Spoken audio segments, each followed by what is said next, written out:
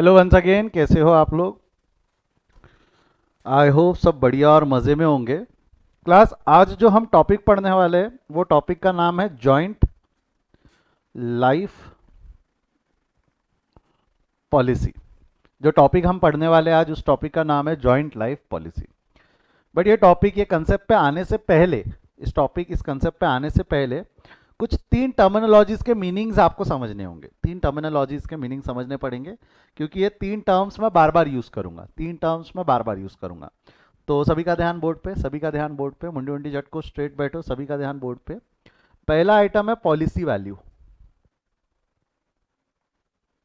एक है प्रीमियम, और तीसरा क्या है मैं बाद में बताता हूं, अभी नहीं लिख रहा हूं मैं। पॉलिसी वैल्यू का मतलब क्या होता है, कोई बता सकता है क्या? What do you mean by policy value? ये इंश्योरेंस पॉलिसी की बात कर रहा है। जॉइंट लाइफ पॉलिसी का मतलब क्या होता है, एक बार सुन लो। जॉइंट लाइफ पॉलिसी, जॉइंट नाम में ही लिखा हुआ है, नाम में क्या लिखा हुआ है? Joint life policy. नाम में क्या लिखा हुआ है? Joint life policy.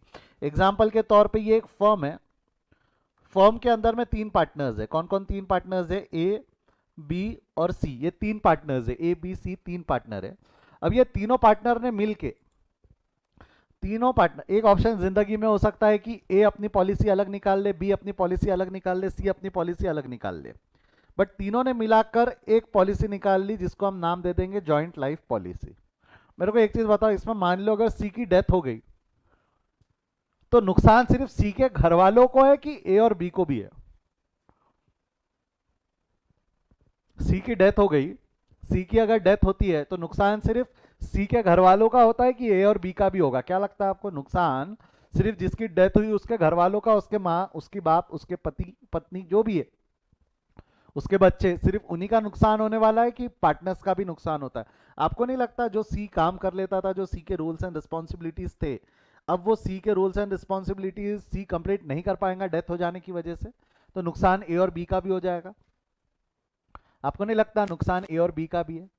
तो ऐसे टाइम पे अगर किसी पार्टनर की एक कोई डेथ हो जावे, जिसकी वजह से नुकसान अगर पूरे फर्म को हो, तो हम वो नुकसान को ओवरकम करने के लिए, वो नुकसान को एक कुशन देने के लिए, वो नुकसान ओवरकम करने के लिए, वो नुकसान को एक सेफ कुशन देने के लिए हम एक पॉलिसी निकाल लेते हैं, जिसका नाम दे देते हैं हम जॉइंट लाइफ पॉलिसी। जिसमें होगा क्या, अगर डेथ किसी एक इंडिविजुअल पार्टनर की भी होती है, अगर डेथ किसी एक इंडिविजुअल पार्टनर की भी होती है, डेथ यदि अगर किसी एक इंडिविजुअल पार्टनर की भी होती है, तो भी बाकी लोगों को कंपनसेशन मिलता है, ए और बी को भी कंपनसेशन मिलता है, ए और बी भी कंपनसेट किए जाते हैं। क्यों? आपको लग रहा होगा सर सी मरा तो पैसा तो सी के घर वालों को मिलना चाहिए। बेटा, पैसा सी के घर वालों को मिलेगा उसकी पर्सनल लाइफ इंश्योरेंस पॉलिसी का, उसकी पर्सनल इंश्योरेंस पॉलिसी का पैसा उसके घर वालों को मिल जाएगा, पर्सनल इंश्योरेंस पॉलिसी का पैसा उसके घर वालों को मिल जाएगा। मैं कौन सा, जो ए और बी को जो नुकसान हुआ है सी की डेथ की वजह से, ए और बी को जो नुकसान हुआ है सी की डेथ की वजह से, तो उनको कंपनसेट करने के लिए जो पॉलिसी हमने निकाल रखी है उसको जॉइंट लाइफ पॉलिसी बोलते हैं। उसको क्या बोला जाता है? Joint life policy. This is not personal life policy, ये जॉइंट लाइफ पॉलिसी है विद रिस्पेक्ट टू फर्म। ये फर्म में निकाली गई पॉलिसी है कि कोई भी पार्टनर का डेथ होने की वजह से उनको जो नुकसान होगा, उस नुकसान को कंपनसेट, उस नुकसान को कुशन देने के लिए ये पॉलिसी बनाई जाती है। आई होप आपको जॉइंट लाइफ पॉलिसी का मतलब समझा। आई होप आपको जॉइंट लाइफ पॉलिसी का मतलब समझा है, यस और नो? जॉइंट लाइफ पॉलिसी रहती है फर्म की, सभी पार्टनर्स की मिला के एक सिंगल पॉलिसी निकाली रहती है, जिसमें किसी की भी डेथ हो, अगर इसमें ए भी मर जाएगा तो भी आपको कंपनसेशन मिलेगा, बी भी मर जाएगा तो भी आपको कंपनसेशन मिलेगा। अब इसमें ना कई लोग दिमाग लगाते कि सर हम ऐसी एक फर्म बनाएंगे, हम एक फर्म बनाएंगे, एक आधे रास्ते से चलते हुए किसी को पार्टनर बना लेंगे, उसकी पॉलिसी निकालेंगे, उसका मर्डर कर देंगे और पॉलिसी का पैसा दबा लेंगे। बेटा, जब भी पॉलिसी का पैसा मिलता है और वो भी सस्पिशियस केस में, तो सबसे पहला शक किसको जाता है? सबसे पहला शक किसके ऊपर जाता है? इतने सीआईडी, इतने सावधान इंडिया के एपिसोड देखते हो, सबसे पहला शक किस पे जाता है? उसके मर्डर का सबसे पहला शक नॉमिनी पे ही जाएगा ना। आप नॉमिनी रहोगे, अगर आप उसका पॉलिसी का पैसा एंजॉय करना चाहते हो, उसको नॉमिनी बोला जाता है, तो नहीं कर सकते ऐसा, इतना आसान नहीं है चीज़ें, इतना आसान नहीं है। और बार बार अगर आप ऐसा करोगे तो उनको भी समझेंगे आप कुछ फ्रॉड कर रहे हो, कुछ गड़बड़ कर रहे हो, तो मत करना ऐसा, ठीक है? It's genuinely for those who want कि their losses to be beared, losses to be cushioned, तो वो सारी चीज़ों के लिए वो दिया हुआ है, ठीक है? जो भी है, आई होप आपको जॉइंट लाइफ पॉलिसी समझ में आई। ऐसा देखा जाए तो आपके आपके कोई परिचित की भी डेथ के नॉमिनी आप बन सकते हो ना, तो जरूरी नहीं है पार्टनर को ही बना के उसको मारो। परिचित की विकेट उड़ा देना, ठीक है, उसमें भी पैसा मिलेगा भरपूर। बट वो पैसा किस काम का बेटा, वो पैसा किस काम का। चलो आगे बढ़ते आगे बढ़ते। दो टर्म्स समझना है आपको, पॉलिसी वैल्यू और प्रीमियम। क्या लगता है पॉलिसी वैल्यू का मतलब क्या होता है? पॉलिसी वैल्यू, पॉलिसी वैल्यू का मतलब क्या होता है? Yes come on help me with that. Policy value, policy value मतलब क्या होता है? एग्जांपल के तौर पे मैंने एक पॉलिसी निकाल रखी है 5 लाख रुपए की। कितने की पॉलिसी निकाल रखी है? 5 लाख, 5 लाख रुपीज की पॉलिसी है। मतलब किसी की भी डेथ होगी तो मेरे को इंश्योरेंस कंपनी 5 लाख रुपए देंगी। इन पार्टनर्स में से किसी भी पार्टनर की डेथ होगी तो insurance company will going to pay the firm 5 lakh rupees. But आपको उसके ऊपर प्रीमियम भरना पड़ेगा, हर साल का प्रीमियम भरना पड़ेगा। लेट्स से इसकी लाइफ जो है, पॉलिसी की लाइफ 10 ईयर है, पॉलिसी 10 साल है। 10 साल, आने वाले 10 साल में अगर किसी पार्टनर की डेथ होती है तो इंश्योरेंस कंपनी आपको 5 लाख रुपए देंगी। आने वाले 10 साल में अगर किसी पार्टनर की डेथ होती है तो इंश्योरेंस कंपनी आपको 5 लाख रुपए देंगी। अब मेरे को एक चीज बताओ, मेरे को एक चीज बताओ, ये जो लाइफ 10 ईयर्स है, इसका मतलब प्रीमियम कितना भरना पड़ेगा हमको? क्या लगता है प्रीमियम कितना भरना पड़ेगा? How much premium we have to pay? कितना प्रीमियम भरना पड़ेगा? क्या लगता है आपको कितना प्रीमियम भरना पड़ेगा हमको?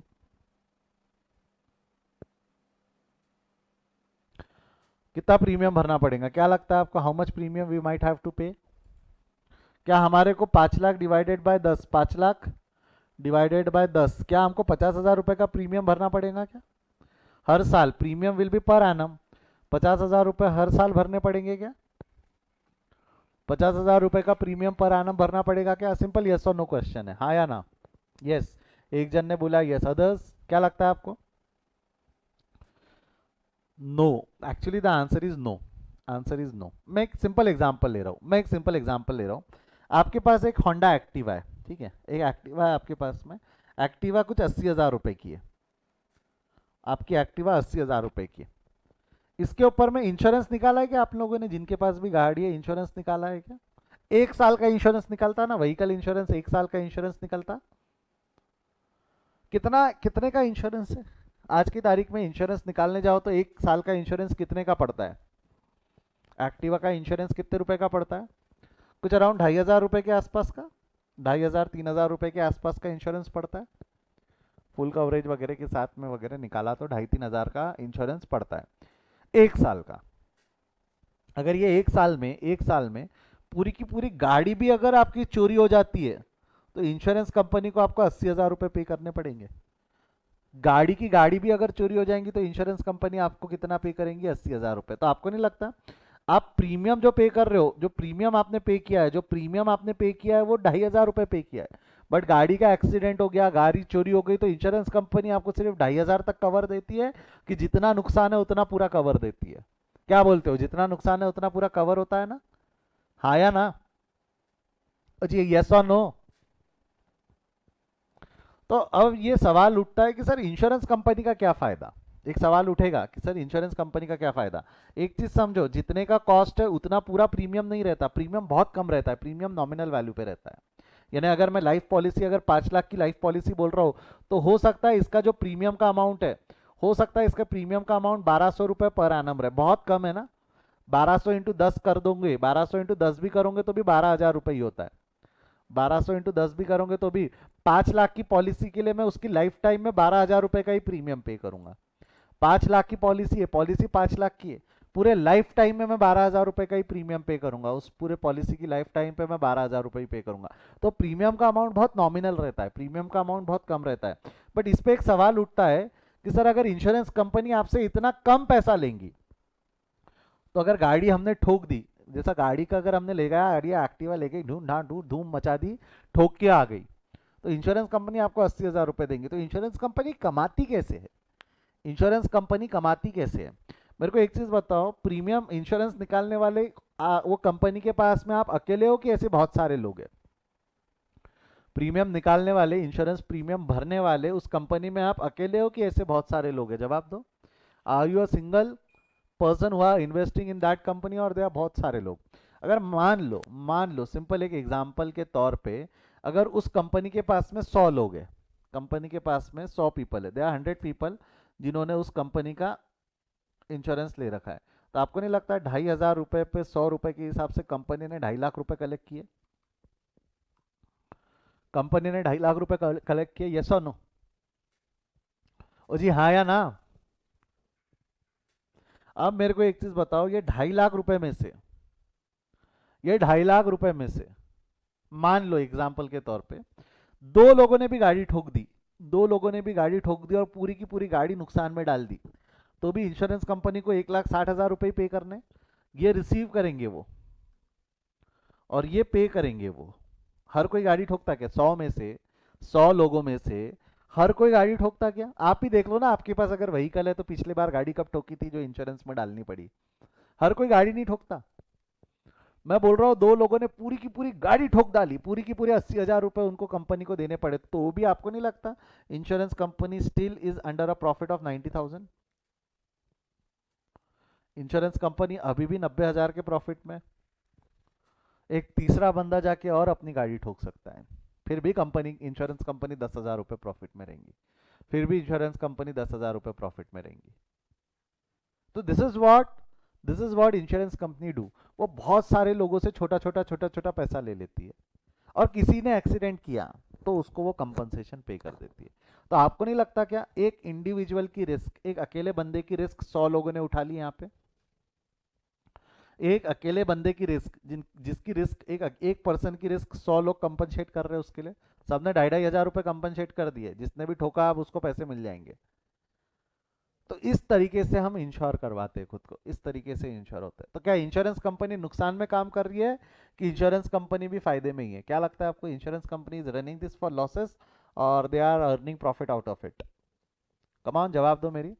Are they running into losses और they are earning huge profits? They are earning huge profits. हाँ, इसमें प्रॉब्लम क्या होंगी? तीन के ऊपर अगर चौथे बंदे, पांचवें बंदे, छठवें बंदे एक साथ सबको मची, सब ने जाके दीवार में गाड़ी ठोक के आ गई, तब इंश्योरेंस कंपनी के लग जाने हैं, तब इंश्योरेंस कंपनी को पैसा जेब से देना पड़ जाता है, तब इंश्योरेंस कंपनी नुकसान में आती है। हुआ था एक बार, सुनामी आई थी, सुनामी, तो इतने सारे पैसे इंश्योरेंस कंपनी को देना पड़ा था कि एलआईसी के अंदर सुनामी आ गई थी। एलआईसी डूबते डूबते रह गई, वो तो गवर्नमेंट कंपनी थी, गवर्नमेंट ने बचा ली उसको।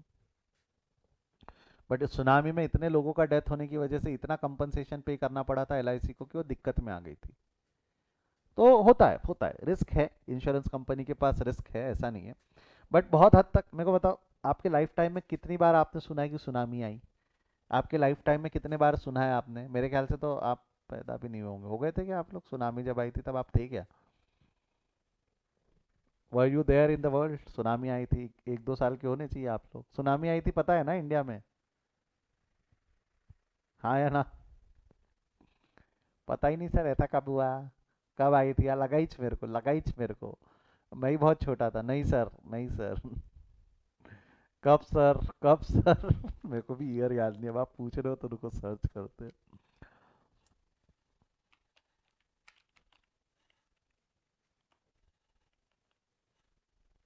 कभी तो भी आया था, ईयर क्या है इसका? 2004 है शायद। 2004, यस, 2004 दिख रहा है।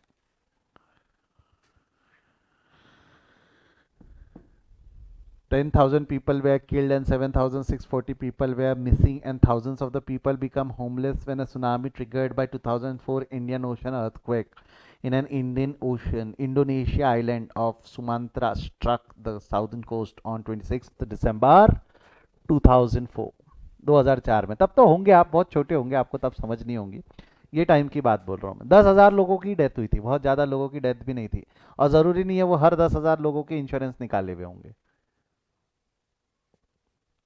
फिर भी एलआईसी को फर्क पड़ गया था, एलआईसी नुकसान में आ गई थी तब, क्योंकि हर एक के इंश्योरेंस उस वक्त एलआईसी में हुआ करते थे। उसके बाद गवर्नमेंट ने प्राइवेट कंपनीज को थोड़ा सा इंश्योरेंस निकालने की परमिशन वगैरह भी दे दी थी, और बजाज अलायंस एंड एवरीथिंग ये सब एग्जिस्टेंस में आना शुरू हुए। पर जाने दो, हमारा वो मैटर नहीं है अभी डिस्कशन का। बट आप लोग 2-2 साल के थे ऐसा आपका बोलना है, ठीक है? तो आप बोल सकते हो कि हमारे लाइफ टाइम में सुनामी भी आई, हमारे लाइफ टाइम में कोविड का पेंडेमिक भी आया है ना? आप लोग देख रहे हो सुपर से ऊपर वाले लोगों को, आप टेंशन मत लो, आपके बच्चे और सुपर से ऊपर रहेंगे, वो और ज़्यादा नेचुरल कैलामिटीज़ के शिकार बनेंगे। चलो, जो भी है, आपको ये समझ में आया? तो इंश्योरेंस कंपनी नुकसान में धंधा नहीं कर रही, इंश्योरेंस कंपनी नुकसान में धंधा नहीं कर रही। और प्रीमियम का और पॉलिसी का देखा जाए तो आपस में कोई रिलेशन नहीं है। प्रीमियम का और पॉलिसी का आपस में कोई रिलेशन है क्या? नहीं, प्रीमियम और पॉलिसी आपस में देखा जाए तो रिलेशन नहीं रखती है। प्रीमियम नहीं तो क्या रहता ना, कई बच्चे क्या करते हैं कि भाई policy value divided by number of years कर देते हैं और बोले सर प्रीमियम मैच नहीं कर रहा, उनका आपस में वैसे भी कोई रिलेशन नहीं है। हाँ, केदारनाथ भी हुआ था, बोले केदारनाथ में भी बाढ़ आई थी, वो तो बाढ़ तो आते रहती है, ऐसा वो कोई बहुत बड़ा वो मैटर नहीं है इंडिया में। मेरे को आज तक नहीं समझा कि बाढ़ का सोल्यूशन क्यों नहीं निकाल पाया है। सरेंडर वैल्यू, एक और टर्म है जिसका नाम है सरेंडर वैल्यू। अब जरा ये ध्यान देना, दिस इज गुड, ये टर्म अच्छा टर्म है, सरेंडर वैल्यू। सरेंडर वैल्यू का मतलब क्या होता है? I hope you are clear with policy value, I hope you are clear with policy value, you are clear with premium. अगर कोई पार्टनर मरेगा, ए बी सी में से मान लो सी मर गया, तो ये कंपनी पार्टनरशिप फर्म को कितना पे करेंगी, एक बार चार्ट में लिख दो। कंपनी इस पार्टनरशिप फर्म को कितना पे करेंगी, एक बार चार्ट में लिख दो।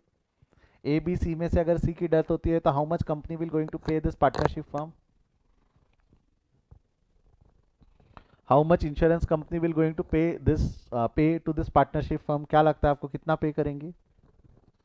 5 लाख रुपए। That's policy value. मैच्योरिटी पे, मैच्योरिटी कब होती है? पार्टनर की डेथ पे, है ना? इंश्योरेंस पॉलिसी मैच्योर करना है तो मरो। इंश्योरेंस पॉलिसी मैच्योर तो तभी होंगी ना जब कोई मरेगा। लाइफ पॉलिसी जो रहेंगी, मैच्योरिटी मतलब मर गया। तो जो भी है, अब सरेंडर वैल्यू मतलब क्या होता है, जरा ध्यान देना। सरेंडर वैल्यू मतलब क्या होता है? ये बहुत अच्छा कंसेप्ट है, बहुत अच्छा कंसेप्ट है। दोनों के लिए विन विन सिचुएशन है, इंश्योरेंस कंपनी के लिए और फर्म के लिए। दो लोग है ना, एक इंश्योरेंस कंपनी जो इंश्योरेंस प्रोवाइड कर रही है, फर्म जो इंश्योरेंस खरीद रही है। फर्म में कोई पार्टनर मरेगा तो इंश्योरेंस कंपनी पैसा देंगी, ये है। अब इसमें क्या होता है, सरेंडर वैल्यू का मतलब क्या होता है? सरेंडर वैल्यू का मतलब क्या होता है? एग्जाम्पल के तौर पे एक चीज, यही सेम ये सिनारियो को हम देखते ध्यान में लाते हैं। एग्जाम्पल के तौर पे ये पहला साल, दूसरा साल, तीसरा साल, ऐसे 3 साल है। मेरे को बताओ, पहले साल में हमने प्रीमियम कितना भरा होगा? 1200 रुपये। अगले साल में हमने प्रीमियम भरा होगा 1200 रुपये, अगले साल में प्रीमियम भरा होगा हमने 1200 रुपये। मेरे को बताओ 3 साल का मिला के टोटल प्रीमियम 3600 रुपये भर दिया है, अगर मैं ऐसा बोलूँ तो चलेगा क्या? टोटल 3 साल मिला के हमने 3600 रुपये प्रीमियम भर दिया, अगर मैं ऐसा बोलूँ तो चलेगा? यस और नो?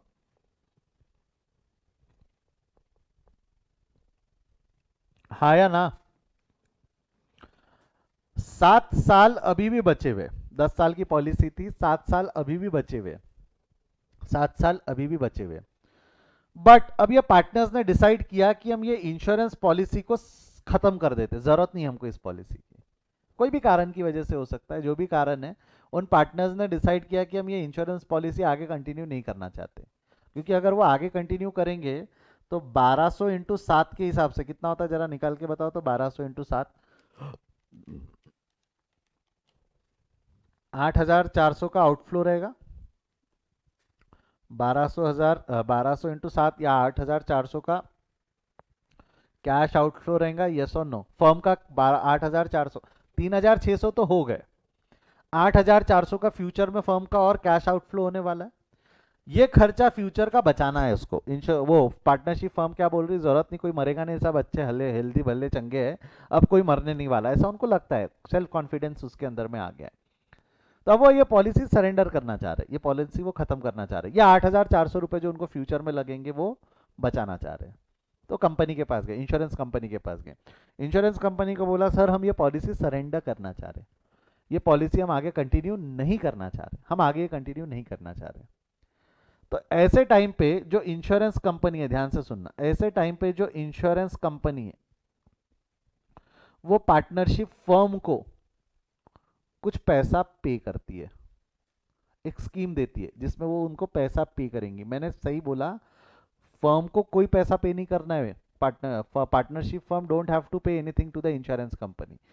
उल्टा उल्टा, जब आप पॉलिसी सरेंडर करने जा रहे हो तो इंश्योरेंस कंपनी आपको पैसा देंगी। वाह वाह, क्या बढ़िया स्कीम है। इंश्योरेंस कंपनी आपको पैसा देंगी। चलो लेट्स टेक फॉर एग्जांपल, यहाँ पे वो 2000 रुपए देने वाली है। कितना रुपया देने वाली है? 2000 रुपए। कौन पे करने वाला है? एक बार ढंग से समझना। whether partnership firm will going to pay to the insurance company और insurance company will going to pay to partnership firm, कौन पे करने वाला है? who will going to pay? जवाब दो। Insurance company will going to pay to partnership firm. Insurance company will going to pay it to partnership firm. जो insurance company है वो पार्टनरशिप फर्म को पैसा पे करेंगी। जो इंश्योरेंस कंपनी है वो पार्टनरशिप फर्म को पैसा पे करने वाली। Insurance company will going to pay the amount to partnership firm. Insurance company partnership firm को पैसा पे करेंगी। ये समझा क्या? अब ये क्यों पे करेंगी? इंश्योरेंस कंपनी वाले बेवकूफ है क्या? इंश्योरेंस कंपनी वाले बेवकूफ है क्या? नहीं, बात समझो। आपको नहीं लगता कि इंश्योरेंस कंपनी ने ऑलरेडी आपसे कितना कलेक्ट कर लिया है? इंश्योरेंस कंपनी आपसे 1200 1200 1200 करके ऑलरेडी कितना कलेक्ट कर चुकी है? आपसे वो ऑलरेडी कितना कलेक्ट कर चुकी है? जवाब दो।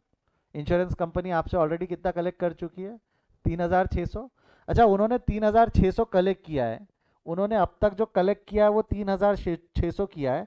अब वो आपको सरेंडर वैल्यू के दौरान 2000 रुपये वापस कर रहे हैं। 2000 रुपये दे दिए वापस। तो आप लोगों का यानी इंश्योरेंस कंपनी का अभी भी 1600 रुपये का प्रॉफिट है ना?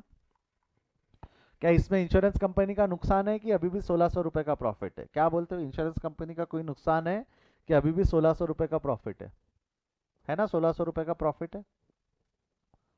अब इसमें से कई महानुभाव ऐसे बोलेंगे, सर ये मत दो ना, इंश्योरेंस कंपनी ये क्यों दे रही, बेवकूफ़ी कर रही है। बेटा बात समझ, इंश्योरेंस कंपनी सरेंडर वैल्यू की स्कीम क्यों देती है? इंश्योरेंस कंपनी सरेंडर वैल्यू की स्कीम क्यों देती है? कि अगर मान लो ये पार्टनर ने अपनी पॉलिसी कंटिन्यू कर ली, आने वाले 7 साल पार्टनर ने ये पॉलिसी कंटिन्यू कर ली, और ये आने वाला 7 साल का पीरियड शॉर्टर पीरियड है कि लॉन्गर पीरियड है? It's a longer period. अगर ये 7 साल में कुछ ऊंच नीच हो गई, ये 7 साल में एक आधा पार्टनर निकल लिया, तो अब इंश्योरेंस कंपनी को कितना पे करना होगा? 2000 रुपये पे करने होंगे कि 5 लाख रुपए पे करने होंगे? अगर ये 7 साल में, आने वाले 7 साल में किसी भी पार्टनर की डेथ हो गई, आने वाले 7 साल में अगर किसी भी पार्टनर की डेथ हो गई, तो ना how much amount will insurance company will going to pay to the firm? क्या लगता है, आप 2000 में काम होगा कि 5 लाख रुपए देना पड़ेगा? 5 लाख देने पड़ेंगे ना? तो आपको नहीं लगता आने वाले पीरियड में इंश्योरेंस कंपनी का ज्यादा नुकसान हो जाएगा? आने वाले पीरियड में इंश्योरेंस कंपनी का ज्यादा नुकसान हो जाएगा, यस और नो? अगर कोई पार्टनर मर गया तो इंश्योरेंस कंपनी भी क्या बोल रही, जाने देना, और 7 साल का रिस्क कौन ले, और 7 साल का रिस्क कौन ले? 1600 रुपये का प्रॉफिट बुक कर आगे बढ़, कोई दूसरा क्लाइंट पकड़ेंगे। 1600 रुपये का प्रॉफिट बुक कर आगे बढ़ और कोई दूसरा क्लाइंट पकड़ेंगे। ऐसा बोल के इंश्योरेंस कंपनी भी वो क्या बोलती है, पॉलिसी सरेंडर करने के लिए मोटिवेट कर रही है आपको कि भाई आप लोग पॉलिसी सरेंडर करो और हम आपको पे करेंगे। आप पॉलिसी सरेंडर करो अब और हम आपको पैसा पे करेंगे। और आपको क्या लगता है ये जो सरेंडर वैल्यू है, जितना भी प्रीमियम जिस डेट पे सरेंडर हो रहा है, जितना भी प्रीमियम आपने उस डेट तक भर रखा होगा, क्या वो सरेंडर वैल्यू उस टोटल प्रीमियम अमाउंट से ज्यादा होंगी या कम होंगी? ये जो सरेंडर वैल्यू है वो टोटल जितना भी प्रीमियम आपने पे कर रखा है उससे ज्यादा होंगी या कम होंगी? ऑफ कोर्स कम होंगी ना। इंश्योरेंस कंपनी भी अपना फायदा देखेगा। इंश्योरेंस कंपनी भी अपना फायदा देखेंगे, कुछ तो बचे। 3 साल का रिस्क तो लिया ना इंश्योरेंस कंपनी ने, ये 3 साल का रिस्क तो लिया ना। और ये 3 साल के रिस्क के 1600 रुपए तो मिले कम से कम। वो रिस्क का ही धंधा कर रहे हैं, रिस्क है तो इश्क है बोले, बराबर है ना? तो मेरे को एक चीज बताओ, ये जो 3 साल का रिस्क इंश्योरेंस कंपनी ने लिया उसके लिए वो 1600 रुपये में संतुष्ट अगर होती है तो वो आपको 2000 रुपये वापस भी कर देंगे। 2000 रुपये देखो, पार्टनरशिप के लिए क्या हुआ, फ्यूचर में 8400 का जो आउटफ्लो लगने वाला था वो नहीं लगा, प्लस हुआ क्या, 2000 रुपये का कैश मिल गया। पार्टनरशिप का भी फायदा है, दोनों के लिए विन विन सिचुएशन है। दोनों के लिए विन विन सिचुएशन, यस और नो? क्या दोनों के लिए विन विन सिचुएशन है या नहीं है? इंश्योरेंस कंपनी का भी 1600 का फायदा हो गया, पार्टनरशिप को 2000 रुपये वापस भी मिल गए, और 8400 जो फ्यूचर में लगने वाले थे वो भी नहीं लगेंगे। और इंश्योरेंस कंपनी का 5 लाख का जो रिस्क था, अगर फ्यूचर में कोई पार्टनर मर जाता था तो वो रिस्क भी कम हो गया, वो रिस्क भी खत्म हो गया, वो रिस्क भी कम हो गया। तो this is called as surrender value. This is called as surrender value. Surrender value is the value at which we can surrender our policy, and उसके बदले में हमको पैसा नहीं देना होता है। जैसा बैंक में अगर आपने एफडी तोड़ी तो बैंक आपसे चार्जेस लेता है, बैंक खुद से चार्जेस कुछ पैसा नहीं देगा, बैंक बोलेगा तू मेरे को पैसा दे। बट इंश्योरेंस कंपनी में अगर हम खुद से जाके पॉलिसी सरेंडर करते हैं तो इंश्योरेंस कंपनी हमको पैसा देती है, इंश्योरेंस कंपनी हमको पैसा देती है ना। तो this is what surrender value stands for. I hope आपको समझ में आया, policy value, premium and surrender value. Policy value, premium and surrender value, फर्क समझा तीनों में? पक्का श्योर? लगने दो, हमको ये टर्म समझ में आया तो फिर मैं एंट्री समझाऊंगा तो मजा आएगा, नहीं तो सर ये सरेंडर वैल्यू क्या है, ये प्रीमियम क्या है, प्रीमियम और सरेंडर वैल्यू सेम नहीं रहते क्या, अलग अलग, ये अलग अलग रहते। प्रीमियम का पॉलिसी से कोई लेना देना है क्या, सिंपल यस और नो, प्रीमियम का पॉलिसी से कोई लेना देना है क्या, कितने की पॉलिसी है और उसके बेसिस पे कैलकुलेशन है ना, डायरेक्ट कोई लेना देना, वैसे रहता है वैसे रहता है वैसे रहता है, बट हमारे लिए अभी अगर हम लेमैन टर्म्स में बोले तो क्या पॉलिसी को divided by number of year करूंगा तो प्रीमियम आएगा क्या, पॉलिसी को divided by number of year करूंगा तो प्रीमियम आएगा क्या, नहीं। और जितना प्रीमियम है क्या सरेंडर वैल्यू उतना रहता है कि वो उससे कम होता है, जितना प्रीमियम है क्या सरेंडर वैल्यू उतना होता है कि वो उससे कम होता है, कम होता है, जितना भी प्रीमियम आपने आज तक पे कर दिया, टिल डेट प्रीमियम बोल रहा हूँ, एक साल का प्रीमियम नहीं बोल रहा हूँ, टिल डेट प्रीमियम, क्योंकि अगर आप देखोगे तो सरेंडर वैल्यू 2000 है जबकि प्रीमियम 1200 है, आप बोलोगे सर सरेंडर वैल्यू तो ज़्यादा है, अरे नालायक, मैं टिल डेट प्रीमियम पे की बात कर रहा हूँ, टिल डेट तूने 3600 का प्रीमियम पे किया है, सरेंडर वैल्यू 2000 है, तो surrender value till date premium से कम होती है, surrender value till date premium से कम होती है, आप बोलोगे सर सरेंडर वैल्यू कम है, कहाँ ज़्यादा है, वो तो एनुअल प्रीमियम से ज़्यादा है, 1200 रुपये का एनुअल, एक साल का प्रीमियम 1200 था, बट टिल डेट का प्रीमियम 3600 है, उससे कम होती है, उससे कम होती है, ये जमा जमेगा, ये याद रहेगा चीज़ें, ये सो नो। बढ़ू अब आगे, इसके इससे अब अकाउंटिंग एंट्री पे आता हूँ, अगर ये तीन टर्मिनोलॉजी समझे तो मैं फिर अकाउंटिंग एंट्री पे आऊँगा। एक छोटा सा टर्म और है जिसको हम मेचोरिटी बोलते हैं, एक है, बता देता मैं आपको क्या है मेचोरिटी, में टर्म बार बार यूज़ करूंगा, वैसे मैंने अभी थोड़ी देर पहले मजाक मजाक में मेचोरिटी का मतलब बताया था। मेचोरिटी दो तरीके से हो सकती है, फर्म एक कोई भी जॉइंट लाइफ पॉलिसी मेच्योर दो तरीके से हो सकती है, कैसे दो तरीके से कैसे मेच्योर हो सकती है, एक एक एक मेच्योरिटी आ सकती है विद डेथ, अगर कोई पार्टनर मर गया, और दूसरा या पॉलिसी सरेंडर हो गई। मेरे को बताओ अगर कोई पार्टनर मर गया तो मैच्योरिटी का अमाउंट कितना रहेगा, मैच्योरिटी का अमाउंट क्या रहेगा, पॉलिसी वैल्यू और सरेंडर वैल्यू, अमाउंट क्या रहने वाला है, पॉलिसी वैल्यू और सरेंडर वैल्यू, डेथ की वजह से। अगर कोई पार्टनर मर गया, मर गया मतलब पॉलिसी मेच्योर हो गई, ऑनर हो गई, अब ला भाई पैसा, मेच्योर हो गई पॉलिसी, मेच्योर हो गई, डेथ पे मेच्योर हो गई, तो अगर पॉलिसी डेथ पे मेच्योर हो गई तो कितना पैसा पे करना पड़ेगा इंश्योरेंस कंपनी को और कितना पैसा फर्म रिसीव करेंगी, डोंट यू थिंक ऐसे टाइम पे insurance company will going to receive policy value, insurance company will have to pay policy value, या firm will going to receive policy value, that is 5 lakh in our example, अगर मैं मेरे example की बात करूँ तो वो 5 लाख रुपए। और वेयर एज अगर सरेंडर होती है, सरेंडर वैल्यू होती है तो अमाउंट कितना लिया दिया जाएगा, that is surrender value, that is surrender value, और वो गिवन एग्जाम्पल में कितना है, गिवन एग्जाम्पल में सरेंडर वैल्यू 2000 रुपये, गिवन एग्जाम्पल में सरेंडर वैल्यू 2000 रुपये। और जी समझा क्या, मैच्योरिटी दो हो सकती, या तो पार्टनर की डेथ से हो सकती, या हम ये कर सकते हैं कि सरेंडर कर दे, डेथ से हो सकती, या हम चाहे तो सरेंडर कर दे। चलो ये चार टर्म्स क्या है, मैच्योरिटी बाद में आएंगी, अभी फिलहाल अभी डिस्कशन में बहुत ज़्यादा आएगा नहीं, आज ही आ जाएगा, आज ही आ जाएगा, फर्स्ट पार्ट में नहीं सेकंड पार्ट में आएगा, पर आज ही आ जाएगा। अब ज़रा ध्यान दो, अब ज़रा ध्यान दो, अब अकाउंटिंग ट्रीटमेंट पे आ रहा हूँ, ये तो सिर्फ टर्मिनोलॉजी समझा, अब तक मैंने डेबिट क्रेडिट कुछ भी बात नहीं की, अब मैं अकाउंटिंग ट्रीटमेंट की बात कर रहा हूँ। If you want to record the transaction, जो अभी तक मैंने बताया उसको ट्रांजैक्शन रिकॉर्ड करना है, तो अकाउंट्स में ना इसके तीन मेथड है, इसको रिकॉर्ड करने के तीन मेथड है, where the premium treated as expenses, where the premium treated at expenses and treated as asset at surrender value, and where it is treated as asset at surrender value and JLP reserve is created।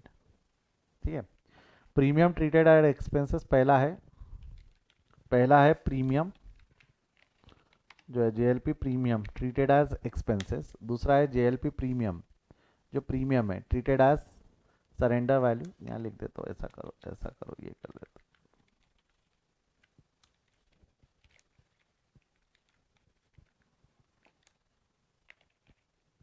JLP premium treated as expenses, JLP premium treated as expenses, JLP premium treated as asset at surrender value, and JLP premium treated as asset at surrender value and JLP reserves are maintain. ऐसी तीन methods है, ऐसी तीन methods है, ठीक है, ऐसे तीन मेथड है।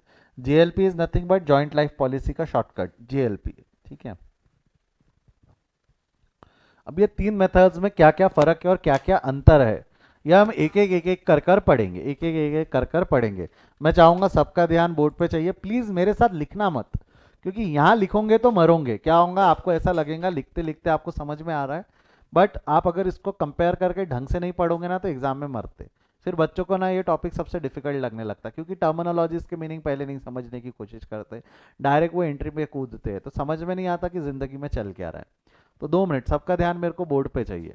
सबसे पहला है JLP premium treated as expenses. हमारा एग्जांपल ले लेते हैं, 1200 रुपये का जब हम प्रीमियम पे करेंगे एंट्री क्या होंगी, क्या लगता है, अगर हमने 1200 रुपये का प्रीमियम पे कर दिया, 1200 रुपये का प्रीमियम पे कर दिया तो एंट्री क्या होंगी, 1200 रुपीज का प्रीमियम पे किया, एंट्री क्या रहेंगी, जवाब दो। 1200 रुपये का प्रीमियम पे कर दिया, what will be the journal entry, come on help me with that, journal entry क्या रहेंगी। Don't you think it will be premium account debit to cash, entry simple है, premium account debit to cash, yes और no, premium account debit to cash वही है। देखो if premium are treated as expense, premium pay किया है तो सबसे पहला एंट्री है व्हेन प्रीमियम पेड, पहली एंट्री है व्हेन प्रीमियम पेड, जब हमने प्रीमियम पे किया है, प्रीमियम पे किया है तो joint life premium policy account, joint life premium account debit to bank, cash या बैंक जो भी लिखना है आप वो लिख सकते हो, मैंने बैंक लिख दिया, आप कैश भी लिख सकते हो। ये हो गया अमाउंट ऑफ प्रीमियम जो 1200 रुपये था हमारे एग्जाम्पल में, जो होता लिख दो क्या आपकी समझ में क्या आने के लिए, जो हमारे एग्जाम्पल में जो होता है वो 1200 रुपये पे होता है, ये कितने रुपए पे हुआ रहता है, 1200 रुपये पे, ठीक है। यहाँ तक ये वाला क्या है, premium has to be treated as expenses, premium has to be treated as expenses, खर्चा मान लो, प्रीमियम को क्या मानते हुए चलना है, खर्चा, प्रीमियम को क्या मानते हुए चलना है, खर्चा। अगर प्रीमियम को खर्चा मानना है, सिंपल है, मेरे एक सवाल का जवाब दो, अगर मैं प्रीमियम को खर्चा मान रहा हूँ, अगर मैं प्रीमियम को खर्चा मान रहा हूँ तो ये जो जेएलपी का बैलेंस है, जॉइंट लाइफ पॉलिसी का बैलेंस है, इसको मैं ट्रांसफर कर दूंगा। कहाँ ट्रांसफर होगा, if it is an expense, ये कहाँ ट्रांसफर होगा, जवाब दो। इफ इट्स एन एक्सपेंस ये कौन से अकाउंट में ट्रांसफर होगा, प्रीमियम को अगर मैं खर्चा मानता हूं तो प्रीमियम का balance will be transfer to profit and loss, अगर मैं ऐसा बोलूं तो चलेगा। अगर मैं प्रीमियम को खर्चा मानता हूं तो प्रीमियम का balance will be transfer to profit and loss, अगर मैं ऐसा बोलूं तो चलेगा, यस ऑफ कोर्स। तो ये क्या हो जाएगा, joint life policy premium account debit, नहीं ये हो जाएगा profit and loss account debit to joint life premium, premium JLP premium. भाई डेबिट बैलेंस से खत्म करेंगे तो क्रेडिट, डेबिट बैलेंस से खत्म करेंगे तो क्रेडिट, डेबिट बैलेंस से खत्म करेंगे तो क्रेडिट, डेबिट बैलेंस से खत्म करेंगे तो क्रेडिट, और जॉइंट लाइफ पॉलिसी में डेबिट। जमेगा यहां तक, हाँ या ना, यस और नो। तो यहां पे क्या हुआ, सिंपल है, इजी इजी चीजें इजी है। प्रीमियम पे किया तो premium account debit to cash, और वो प्रीमियम को खर्चा मान लिया, खर्चा अकाउंट डेबिट है, खर्चा खर्चा है, ट्रांसफर हो जाएगा प्रॉफिट एंड लॉस में, just like your salary, just like your rent, just like your depreciation, just like any other expenses, ये कहाँ चला गया, प्रॉफिट एंड लॉस में। सिंपल चीजें आसान, premium treated as expense, premium treated as expense, कोई दिक्कत नहीं, अच्छी बात। कई लोग क्या बोलते हैं ना, JLP premium treated as asset at surrender value, जितना प्रीमियम हमने पे किया है ना उसमें सरेंडर वैल्यू पे एसेट मेंटेन करो, सरेंडर वैल्यू पे एसेट मेंटेन करो। मेरे को एक चीज बताओ, सरेंडर वैल्यू 2000 रुपये ये तीसरे साल के एंड में था, सरेंडर वैल्यू 2000 रुपये ये थर्ड ईयर के एंड में था। आपको क्या लगता है फर्स्ट ईयर के एंड में भी कोई जॉइंट लाइफ पॉलिसी ये लोग कोई पॉलिसी ये कोई बेनिफिट देंगे या नहीं देंगे, क्या लगता है आपको, फर्स्ट ईयर एंड पे सरेंडर कर दो 200 रुपये दे देंगे, फर्स्ट ईयर एंड पे सरेंडर कर दो 200 रुपये दे देंगे, कितने रुपए देने को तैयार है वो, 200। सेकेंड ईयर के एंड पे सरेंडर कर दो 900 रुपये दे देंगे, सेकेंड ईयर एंड पे सरेंडर कर दो 900 रुपये दे देंगे, थर्ड ईयर एंड पे सरेंडर करोगे तो 2000 रुपये देंगे, ऐसा है ना ये। तो आपको क्या लगता है हर साल सरेंडर वैल्यू सेम रहती होंगी कि इट माइट चेंज, क्या बोलती पब्लिक, हर साल सरेंडर वैल्यू सेम रहती होंगी कि it might change, that surrender value might change, that surrender value might change, हर साल जरूरी नहीं है कि सरेंडर वैल्यू सेम रहेंगी, सरेंडर वैल्यू चेंज हो सकती है, सरेंडर वैल्यू चेंज हो सकती है, और धीरे धीरे सरेंडर वैल्यू बढ़ती है, धीरे धीरे सरेंडर वैल्यू बढ़ती है। लॉजिक से ना, क्योंकि पैसा भी कंपनी ने कमा लिया होता है ज्यादा, इंश्योरेंस कंपनी ने पैसा ज़्यादा कमा लिया होता है तो देते वक्त उनको दर्द भी कम होगा, तो धीरे धीरे ज़्यादा पैसा देने को तैयार हो जाती है कंपनी। अब फर्स्ट ईयर एंड पे अगर मेरे को 200 रुपये पे मेंटेन करना है, मेरे को बताओ फर्स्ट ईयर पे जब मैंने प्रीमियम पे किया होगा, फर्स्ट ईयर में जब मैंने प्रीमियम पे किया होगा, व्हेन प्रीमियम पेड, एंट्री क्या हुई होंगी, premium account debit to bank, इसमें कोई दो राय नहीं, एंट्री तो सेम रहेंगी भाई, प्रीमियम पेमेंट की एंट्री तो यही रहेंगी, प्रीमियम पेमेंट की एंट्री यही रहने वाली है। अब क्या बोलते हो, ये कितना रुपया पे किया हमने, 1200 रुपये, कितना रुपया पे किया, 1200 रुपये। अब मेरे एक सवाल का जवाब दो, ये पूरे के पूरे 1200 रुपये मैं प्रॉफिट एंड लॉस अकाउंट में ट्रांसफर करूंगा, कि इसमें से 200 रुपये जो है, पूरे के पूरे 1200 रुपये हम प्रॉफिट एंड लॉस अकाउंट में ट्रांसफर करेंगे, कि इसमें से 200 रुपये हम एसेट में ट्रांसफर करेंगे, 200 रुपये का हम एसेट क्रिएट कर रहे हैं, क्योंकि आज की तारीख में तो वो 200 रिसीवेबल है ना। अगर मैं आज पॉलिसी सरेंडर कर दूं, तो आपको नहीं लगता फर्स्ट ईयर एंड में 200 रुपीज मेरे को इंश्योरेंस कंपनी से रिसीवेबल है, फर्स्ट ईयर एंड में 200 रुपीज मेरे को इंश्योरेंस कंपनी से रिसीवेबल है, अ सिंपल यस और no will do. First year के एंड में मेरे को 200 रुपये रिसीवेबल है, अ सिंपल यस और नो विल डू, हाँ या ना। क्या फर्स्ट ईयर के एंड में 200 रुपये रिसीवेबल है? तो हम क्या करेंगे कि भाई पूरा 1200 रुपये का खर्चा मत ट्रांसफर कर, पूरे 1200 रुपये का खर्चा पीएनडल में मत ट्रांसफर कर, 1200 में से 200 रुपये का एसेट बना ले, 1200 में से 200 रुपये का क्या बना ले, एसेट बना ले, 1200 में से 200 रुपये का क्या बना ले, एसेट, एसेट बना ले मतलब transfer, create a asset at surrender value, you have to create every year, you have to create a asset at its surrender value। आपको एसेट कितने पे लाना है, 200 रुपये पे लाना है, आपको एसेट 200 रुपये पे लाना है। तो आप क्या करोगे, जेएलपी रिजर्व में से, जेएलपी रिजर्व में से, हाँ हाँ मैं वापस बोल रहा हूँ, नजर हटी दुर्घटना घटी, नजर हटी दुर्घटना घटी, मैं वापस बोल रहा हूँ, वापस बोल रहा हूँ, ध्यान दो ध्यान दो, इसलिए मैं बोल रहा हूँ बहुत ध्यान से सुनना, बहुत सारी चीजें मैं एक साथ बोल बोल के निकल जाऊंगा और फिर बच्चे बोलते शार जेएलपी नहीं जमता। अरे जेएलपी जब तब तक नहीं जमेगा जब तक तो उसकी नर्व नहीं पकड़ेगा, बराबर नस पकड़नी पड़ती है। मैं वापस रिपीट कर रहा हूँ, नजर हटी दुर्घटना घटी वाले लोग सुन लो, मैंने क्या बोला, हमारा प्रीमियम हर साल 1200 रुपये का, यही एग्जाम्पल से हर साल का प्रीमियम 1200 रुपये का, सरेंडर वैल्यू 2000 रुपये जो मैंने ली थी वो थर्ड ईयर के एंड में थी। मेरे को बताओ हर साल सरेंडर वैल्यू चेंज होंगी, ये कंसेप्ट समझाया पहले, पहला साल रहेगा सरेंडर वैल्यू कम रहेंगी, अगला साल रहेगा सरेंडर वैल्यू थोड़ी ज़्यादा रहेंगी, कंपनी इंश्योरेंस कंपनी भी थोड़ा ज़्यादा पैसा देने को तैयार होंगी, नेक्स्ट ईयर इंश्योरेंस कंपनी थोड़ा और ज़्यादा पैसा देने को तैयार हो जाएंगी, तो धीरे धीरे सरेंडर वैल्यू चेंज होते जाती है। तो मैं अगर बात करूं तो फर्स्ट ईयर के एंड में सरेंडर वैल्यू 200 रुपये, अभी फर्स्ट ईयर की बात कर रहे हैं, फर्स्ट ईयर के एंड में सरेंडर वैल्यू 200 रुपये, तो insurance company is ready to pay you 200 at the end of first year. आप आओ पॉलिसी सरेंडर करो, 200 रुपये लेके चले जाओ। मैं एज एन कंपनी देखो सेकंड मेथड क्या बोलती है, मैं एज एन कंपनी अगर मैं यहाँ खड़ा हूँ तो मेरे लिए क्या हो गया, मेरे लिए तो 200 रुपये रिसीवेबल हो गए, अ सिंपल यस और नो विल डू। मैं एज एन इंश्योरेंस कंपनी अगर मैं उस डेट पे खड़ा हूँ, मैं अगर उस डेट पे खड़ा हूँ, फर्स्ट ईयर के एंड पे खड़ा हूँ, तो 200 रुपये मेरे लिए रिसीवेबल हो गए। अगर 200 रुपये रिसीवेबल है मतलब वो एसेट है, 200 रुपये रिसीवेबल है मतलब वो एसेट है क्या, हाँ या ना।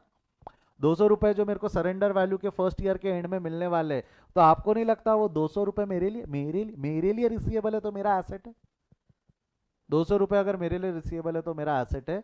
तो ये वाली सेकंड मेथड वही बोलती है कि भाई एसेट बना लो, जो जो जितना रिसीवेबल है ना आपका, एसेट एट सरेंडर वैल्यू, एक एसेट क्रिएट कर लो। 200 रुपये जो आज हमको इंश्योरेंस कंपनी से मिल सकते, 200 रुपये जो आज हमको इंश्योरेंस कंपनी से मिल सकते, उतने का एक एसेट क्रिएट कर लो। और एसेट क्रिएट करो वो भी कैसे, भाई जो जॉइंट लाइफ पॉलिसी का बैलेंस है, जॉइंट लाइफ पॉलिसी का बैलेंस है, इसको आप अल्टीमेटली कहाँ ट्रांसफर कर देते थे, प्रॉफिट एंड लॉस में। जो जॉइंट लाइफ पॉलिसी का बैलेंस है इसको आप अल्टीमेटली कहाँ ट्रांसफर कर देते थे, प्रॉफिट एंड लॉस में। एक काम कर, इसको प्रॉफिट एंड लॉस में ट्रांसफर मत कर, एक काम कर उसको प्रॉफिट एंड लॉस में ट्रांसफर मत कर, उसमें से जो भी सरेंडर वैल्यू वाला एसेट है वो एसेट अकाउंट में ट्रांसफर कर ले, उसको प्रॉफिट एंड लॉस में ना ट्रांसफर ही करना है, this is also transfer entry, but पूरा का पूरा बैलेंस प्रॉफिट एंड लॉस में ना ट्रांसफर करते हुए 200 रुपये पे एसेट क्रिएट कर ले। मेरे को बताओ 200 रुपये पे एसेट क्रिएट करना है, अगर 200 रुपये का एसेट बढ़ाना है, 200 रुपये का एसेट बुक्स में लाना है, जेएलपी प्रीमियम को डेबिट बैलेंस है, जेएलपी छोड़ दो, मैं ये बोलूँ तो चलेगा, प्रीमियम को डेबिट बैलेंस है, प्रीमियम को कम करके एसेट क्रिएट करना है, प्रीमियम को कम करके एसेट क्रिएट करना है। प्रीमियम को डेबिट बैलेंस से कम करेंगे तो क्या होगा? प्रीमियम को डेबिट बैलेंस से कम करेंगे तो क्या होगा? जवाब दो। प्रीमियम को डेबिट बैलेंस से कम करेंगे तो क्या होगा? क्रेडिट हो जाएगा। Don't you think JLP premium will be credited? JLP premium will be credited. और कौन सा वैल्यू क्रिएट हो जाएगा? कौन सा वैल्यू क्रिएट हो जाएगा? एक एसेट क्रिएट हो जाएगा जिसका नाम है joint life policy account. Asset है, joint life policy is an asset. मैं पहले डिस्क्लेमर दे दूं, ये एसेट ही है, एसेट है, एसेट को नाम देना पड़ेगा ना। तो ये जो एसेट है, ये एसेट को नाम हमने क्या दे दिया? Joint life policy. Joint life policy 200 रुपए पे ये एसेट क्रिएट कर लिया। 200 रुपए पे हमने ये क्या किया? ये एसेट क्रिएट कर लिया जॉइंट लाइफ पॉलिसी नाम से। क्या नाम से? Joint life policy. क्लियर है यहां तक? हाँ या ना में जवाब दो, यस और नो। बढ़ू आगे यहां से। अच्छा आप मेरे को एक चीज बताओ, 1200 रुपए का प्रीमियम था, 200 रुपए का एसेट क्रिएट हो गया, प्रीमियम में 1000 रुपए बचे, प्रीमियम में 1000 रुपए बचे। 1200 रुपए का एसेट था, 200 रुपए का, 1200 रुपए का प्रीमियम था, 200 रुपए का एसेट था, 200 रुपए का प्रीमियम। देखो प्रीमियम अकाउंट डेबिट हुआ 1200 से, प्रीमियम अकाउंट डेबिट हुआ 1200 से, प्रीमियम अकाउंट क्रेडिट हो गया 200 से, 1000 रुपए बचे हुए। वो 1000 रुपए कहाँ जाएंगे? जवाब दो। वो 1000 रुपए का बैलेंस हम कहाँ ट्रांसफर करेंगे? बहुत बढ़िया, वो लास्ट में यहाँ एक एंट्री और पास की जाती है, दैट इज ट्रांसफर एंट्री। अच्छा ट्रांसफर एंट्री उसकी और इसकी सेम रहेंगी कि चेंजेस है? एंट्री सेम रहेंगी, profit and loss account debit to joint life policy, but इसका जो अमाउंट रहेगा balance in premium, joint life policy निकालने के लिए प्रीमियम माइनस सरेंडर वैल्यू करनी पड़ेगी। या आप इसको दूसरे वर्ड्स में बोल सकते हो, दूसरे वर्ड में बोल सकते हो entry number 1 minus entry number 2। Entry number 1 की फिगर माइनस एंट्री नंबर 2 की figure will be transfer to profit and loss account. कि भाई जितने का प्रीमियम था, जितना एसेट क्रिएट कर लिया, बचा हुआ balance will be transferred to JLP premium, JLP premium में ट्रांसफर, जेएलपी प्रीमियम का balance will be transfer to profit and loss. I hope दोनों मेथड में फर्क समझ में आया। आई होप दोनों मेथड में फर्क समझ में आया, यस और नो। याले इसमें ट्रांसफर कितना होगा? जवाब दो। याले इसमें ट्रांसफर कितना होगा? 1000 रुपए। यहाँ ट्रांसफर कितना होगा? 1000 रुपए। और यहाँ पे कितना ट्रांसफर हुआ? 1200 रुपए। दोनों मेथड का अंतर समझ में आया? दोनों मेथड का फर्क समझ में आया? और सिंपल यस और नो विल डू, हाँ या ना? ठीक है, ठीक है, ठीक है, पक्का श्योर? आगे बढ़ू, बढ़ू, आगे बढ़ू यहां से। मैं एक सवाल पूछ रहा हूं, हाँ ध्यान से एक सवाल पूछ रहा हूं। सेकेंड ईयर में प्रीमियम कितना पे होगा? हमारे ही गिवन एग्जांपल में सेकेंड ईयर में प्रीमियम कितना पे होगा? How much premium will we pay in second year? Premium second year में कितना पे होगा? सेकेंड ईयर में प्रीमियम कितना? 1200 रुपए पे होगा। मैं सेकेंड ईयर ग्रीन कलर से लिख रहा हूं। 1200 रुपए पे होगा, 1200 रुपए ट्रांसफर होगा मेथड नंबर 1 में। मेथड नंबर 2 में 1200 रुपए का प्रीमियम पे होगा। सवाल ये है, ये एक्सीडेंट पॉइंट है, यहां ध्यान देना। मेरे को बताओ एसेट कितने से क्रिएट होगा? एसेट कितने से क्रिएट होगा? 900 रुपए। एसेट कितने पे क्रिएट होगा? 900 रुपए पे लाना है। एसेट का वैल्यू सरेंडर वैल्यू पे लाना है, 900 रुपए पे लाना है। तो 900 से क्रिएट करूं कि 200 से ऑलरेडी क्रिएटेड है? मेरे को बताओ सेकेंड ईयर के एंड में एसेट का वैल्यू मेरे को 900 पे लाना है, एसेट का वैल्यू मेरे को 900 पे लाना है। तो सेकेंड ईयर में मैं 900 से क्रिएट करूं कि 200 पे ऑलरेडी है? क्या बोलते हो? 900 से क्रिएट होगा कि 200 पे ऑलरेडी है? तो हम 700 से क्रिएट करेंगे।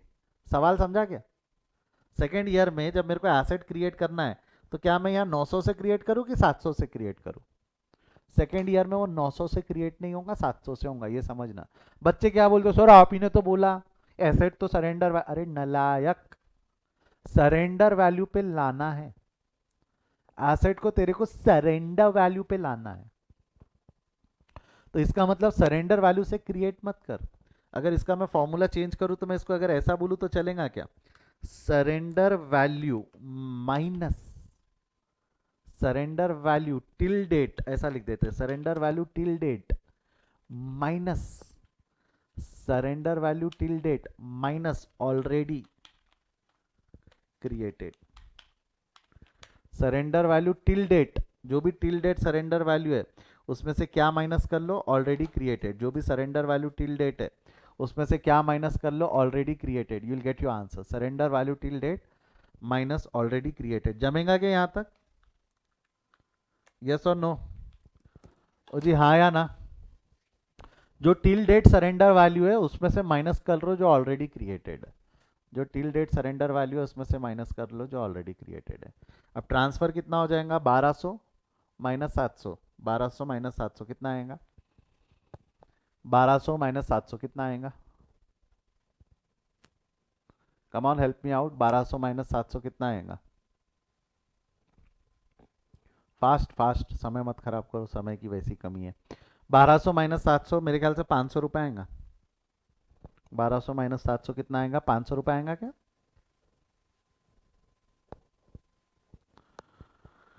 ठीक है, यस और नो? यहाँ तक समझा है तो मैं आगे बढ़ना चाहूँगा। मैं और कुछ सवालों से आप लोगों को छन्नी करना चाहूँगा। एक बार मैं आप लोगों के लिए रिपीट भी कर देता हूँ, एक बार मैं आप लोगों के लिए रिपीट भी कर देता हूँ। सेकंड मेथड जो अभी हमने देखी है मैं बता देता हूँ। देखो बेटा, सेकंड मेथड क्या बोलती है, that the policy should be maintain at its surrender value. It should be maintain at its as an asset at surrender value. तो सरेंडर वैल्यू पे एसेट मेंटेन करना है। हमारा जो एग्जाम्पल था 1200 रुपये का हम प्रीमियम पे कर रहे हैं, हम 1200 रुपये का हर साल प्रीमियम पे कर रहे हैं, जिसके अंदर में फर्स्ट ईयर के एंड में सरेंडर वैल्यू 200 है, सेकंड ईयर के एंड में 900 है और थर्ड ईयर के एंड में 2000 है। तो अब फर्स्ट ईयर के एंड में सरेंडर वैल्यू 200 है, प्रीमियम तो 1200 है, पे कर दिया, premium account debit to bank 1200। Policy to be maintain at it surrender value, policy बनानी है, पॉलिसी बुक्स में क्रिएट करनी, मतलब एसेट क्रिएट करना है। If you want to create asset we have to transfer the खर्चा टू एसेट अकाउंट। तो खर्चा है जेएलपी प्रीमियम नाम से, प्रीमियम अकाउंट डेबिट है, खत्म करेंगे तो जेएलपी प्रीमियम अकाउंट क्रेडिट हो गया और जॉइंट लाइफ पॉलिसी नाम का एक एसेट क्रिएट हो गया। जॉइंट लाइफ पॉलिसी नाम का एसेट 200 रुपए पे क्रिएट हो गया पहला साल। 1200 में से 200 रुपए गए तो बचे 1000 रुपए, ट्रांसफर कर दिए पीएनएल में, PNL account debit to JLP. Second year का एक्सीडेंट पॉइंट मैंने समझाने की कोशिश की कि भाई प्रीमियम तो 1200 है वो पे कर दिया, premium account debit to bank 1200 ही पे करूंगे आप, बट सेकेंड ईयर के एंड में सरेंडर वैल्यू 900 है। सेकेंड ईयर के एंड में सरेंडर वैल्यू 900 है,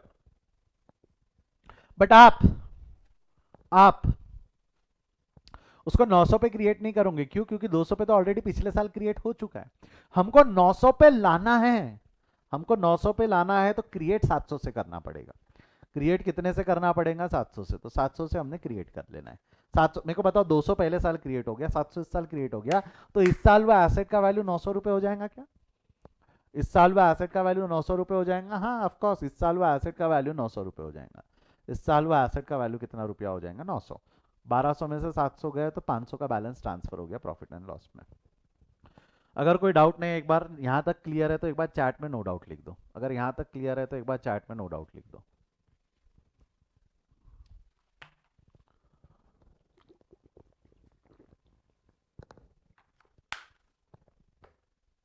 आराम से, हाँ आराम से। अभी अगला बढ़ू, आगे बढ़ू,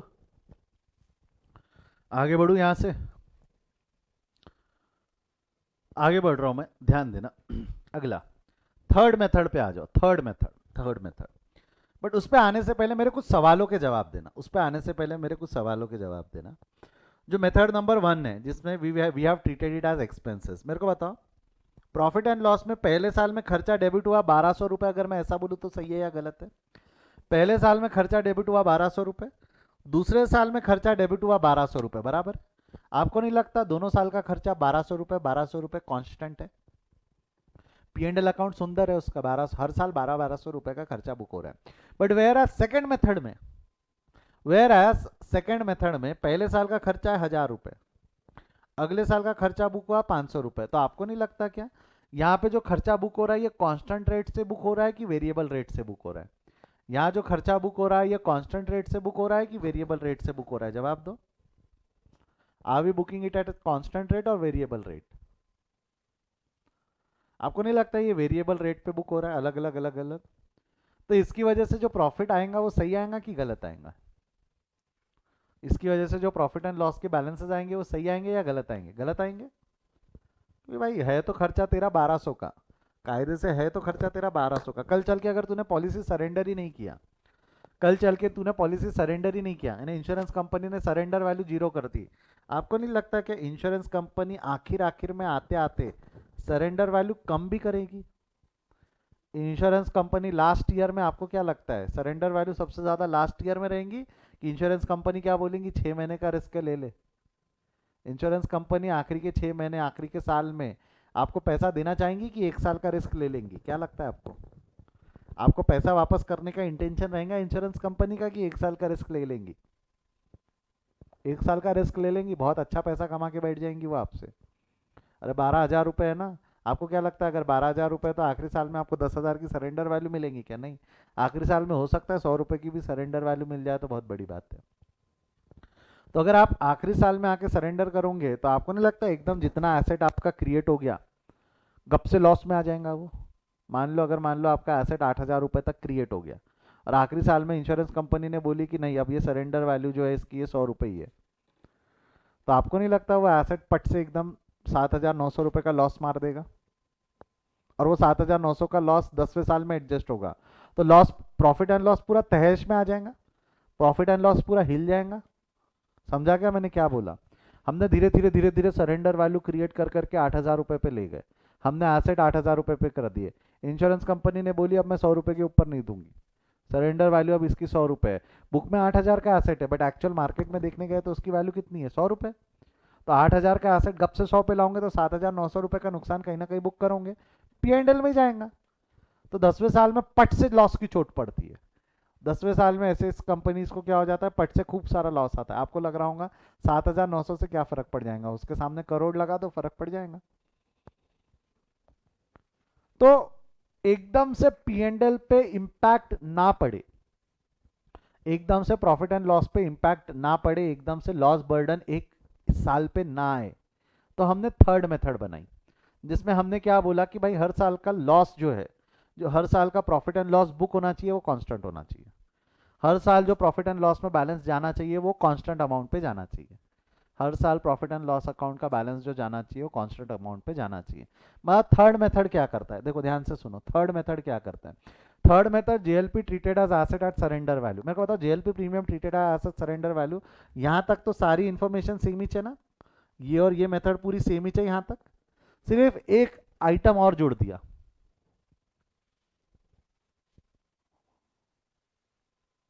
सर एक सवाल पूछा गया है कि सर सरेंडर वैल्यू मिल गई तो वो पॉलिसी कंटिन्यू थोड़ी होंगी। मेरे को एक चीज बताओ, जब आप एसेट को क्रिएट कर रहे हो, जब ये एसेट को क्रिएट कर रहे हो तो आपने पॉलिसी सरेंडर कर दी कि आप रिसीवेबल बोल रहे थे?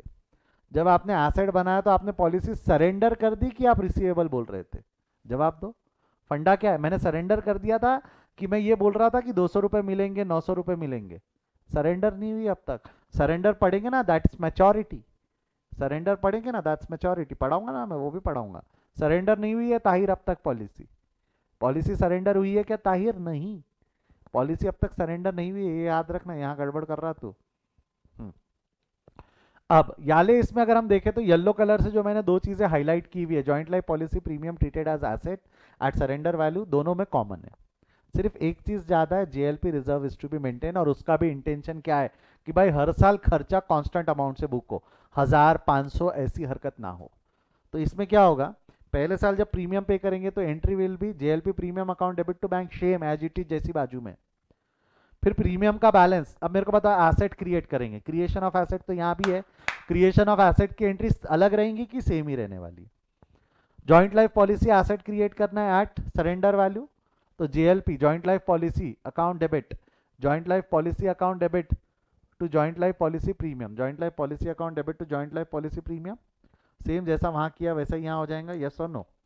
जैसा जैसा हम वहां कर रहे हैं वैसा वैसा यहाँ हो जाएगा सेम। अब मेरे को एक चीज बताओ, the balance in premium will be transferred, balance in premium will be transferred to profit and loss, joint profit and loss account debit to joint life policy premium. But इसमें दिक्कत कितनी है, इसमें दिक्कत क्या हो रही थी, इसमें दिक्कत ये हो रही थी कि पहले साल का 1,000 और अगले साल का 500 ऐसा हो रहा था।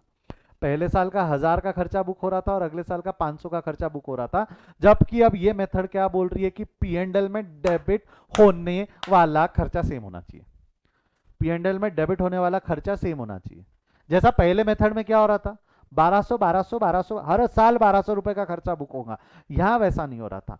तो एक काम कर, जितना डिफरेंस है तेरे प्रीमियम में और ट्रांसफर में जितना डिफरेंस है उतने का रिजर्व क्रिएट कर ले। मेरे को बताओ, प्रीमियम में और ट्रांसफर में जो डिफरेंस रहेगा वो सरेंडर वैल्यू क्रिएटेड का ही रहेगा क्या, या एसेट क्रिएटेड का ही रहेगा क्या? अरे यहाँ जो डिफरेंस है, पहले साल में डिफरेंस 200 रुपए है, 1200 माइनस 1200 माइनस 1200 है। अगले साल में 1200 माइनस 500 यानी 700 है। तो आपको नहीं लगता जितने से आपने एसेट क्रिएट किया है, जितने से आपने एसेट क्रिएट किया है उतने का रिजर्व क्रिएट कर लो। जितने का आपने एसेट क्रिएट किया, क्योंकि एसेट क्रिएट करने की वजह से आपका प्रीमियम का बैलेंस कम हुआ, एसेट क्रिएट करने की वजह से ही आपका खर्चे का बैलेंस कम हुआ। तो जितने का आपने एसेट क्रिएट किया है उतने के रिजर्व क्रिएट कर लो। जितने का एसेट क्रिएट किया उतने के रिजर्व क्रिएट कर लो। मतलब reserves are created at surrender value, बोलूं तो चलेगा क्या? Reserves are created at surrender value बोलूं तो चलेगा क्या? Reserves are also created at surrender value. जो रिजर्व्स रहेंगे वो क्रिएट होते हैं सरेंडर वैल्यू पे। मतलब creation of reserve, the entry will be profit and loss account debit to JLP reserve. But इसको सरेंडर वैल्यू ना बोलते हुए हम क्या बोलेंगे? Surrender value till date minus already created. Surrender value till date क्या बोलेंगे? Surrender value till date minus already created. जो ऑलरेडी क्रिएटेड सरेंडर वैल्यू रहेंगी उतनी माइनस कर दो। That will be the value, that will be the amount जिससे आप लोगों ने रिजर्व क्रिएट करना है, जिससे आपने रिजर्व क्रिएट करना है। अब ऐसा करने की वजह से सिंपल, मेरे को एक सवाल का जवाब दे, अगर मैं ऐसा कर दूं, अब थोड़ा सा ना जगह बनाते हैं, बहुत ही घुसघास हो गया एक दूसरे के अंदर में।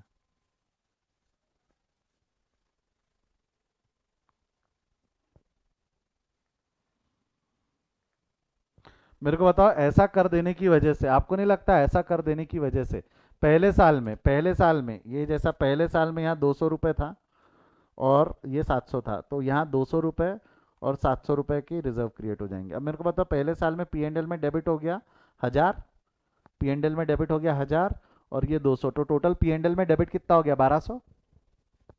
ये 1000 और ये 200 टोटल मिला के पी एंड एल में डेबिट हो गया 1200। यस और नो? अरे हाँ या ना? दूसरे साल में पी एंड एल में डेबिट हुआ 500 और 700, टोटल कितना डेबिट हो गया? 500 और 700 टोटल कितना डेबिट हो गया? 500 और 700 टोटल डेबिट हो गया 1200। तो आपको नहीं लगता अब याली मेथड में जो profit and loss account debit होगा, जो profit and loss account debit होगा वो कांस्टेंट रेट से होगा? अब ये प्रॉफिट एंड लॉस वेरिएबल रहेगा कि कांस्टेंट रेट से रहेगा? क्या लगता है, प्रॉफिट एंड लॉस वेरिएबल रहेगा कि अब कांस्टेंट रेट पे आ जाएगा? जेएलपी रिजर्व क्रिएट करने की वजह से जो प्रॉफिट एंड लॉस में खर्चा बुक होगा वो कांस्टेंट रेट पे हो जाएगा, जो इस मेथड का ड्रॉबैक था, जो ये वेरिएबल रेट पे बुक कर रहा था। गलत है। जिस दिन लॉस हुआ, जिस दिन सरेंडर वैल्यू खत्म हो गई, उस दिन ह्यूज लॉसेस बुक होते याली मेथड में। अगर आप कभी पॉलिसी सरेंडर ना करो और इंश्योरेंस कंपनी सरेंडर वैल्यू देने से मना कर दे तो याली मेथड में ह्यूज लॉसेस हो जाते। अगर यहाँ ह्यूज लॉसेस भी होंगे तो वो लॉसेस सबसे पहले कौन से अकाउंट के अगेंस्ट एडजस्ट होंगे? अगर यहाँ ह्यूज लॉसेस भी होंगे तो आपको नहीं लगता सबसे पहले वो रिजर्व्स के अगेंस्ट एडजस्ट होंगे? जनरल रिजर्व उसका जेएलपी रिजर्व है ना, तो वो लॉसेस पहले जेएलपी रिजर्व में एडजस्ट होते हैं। तो जेएलपी रिजर्व वो लॉसेस वो अक्यूमुलेट कर लेता अंदर अपने, क्योंकि आपने रिजर्व हर साल क्रिएट किया। हर साल यहाँ 200 रुपये का खर्चा इस साल ज़्यादा बुक होगा, यहाँ 700 रुपये का खर्चा इस साल ज़्यादा बुक होगा, तो आपने वो एक खर्चा जो एक साल में आया रहता उसको ओवर द पीरियड अलोकेट कर दिया, ओवर द पीरियड डिफर कर दिया होता है by creating reserve, by creating reserve. I hope you got that, I hope you got that. A simple yes और नो विल डू, हाँ या ना? तीनों मेथड का फर्क समझा है क्या? तीनों मेथड का फर्क समझा है क्या?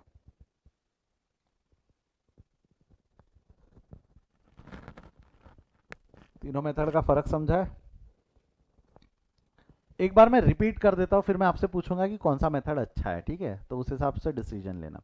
देखो, पहला मेथड क्या था? पहला method, the first method was कि भाई प्रीमियम को खर्चा मान लो, पूरा खर्चा, हाँ खर्चा है तो क्या है, बहुत simple, premium account debit to bank, pay कर दिया 1200 रुपये, पूरा का पूरा प्रीमियम ट्रांसफर कर दिया हमने प्रॉफिट एंड लॉस में, इजी थी जिंदगी।